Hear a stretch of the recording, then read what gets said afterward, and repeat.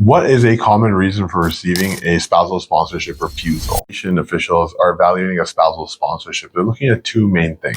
The relationship was entered into primarily to gain an immigration advantage. And the second is whether or not the marriage is genuine. What this means is an evaluation of whether or not the applicant, meaning the person who's being sponsored, entered into this relationship just so they could get permanent residency inside of Canada. Now, that first, the primary intent, what the government is looking at is how did you go from a place when you first even heard that other person's name, and got connected with that individual, however you got connected, from that moment all the way to a decision that you want to get married or enter this common law relationship or this conjugal relationship. It's an evaluation of that timeline. The genuineness of relationship, that second point, is typically an evaluation of life after the relationship had been solidified. That could be the marriage, when you started living together and became common law, or again, in a conjugal setting. Ultimately, the process is very subjective, and there's a lot of room for immigration officers to make their own judgment calls if the application isn't done in a way that is diligent and is in a way that the lawyer actually flagged the potential issues from the get-go and responded to them right from the beginning. It's very frustrating because this application process takes a very long time from a processing standpoint. And if you refuse and have to appeal, sure, there's a strong likelihood if the marriage is genuine and it was not primarily intended for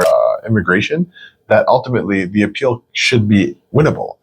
Nonetheless, that whole process can take another year, 2 years, and it's very frustrating for families. And of course, there are three different categories of spousal sponsorships. There's marriage, there's conjugal relationships, and there's common law relationships. But either way, this evaluation applies to all three different categories.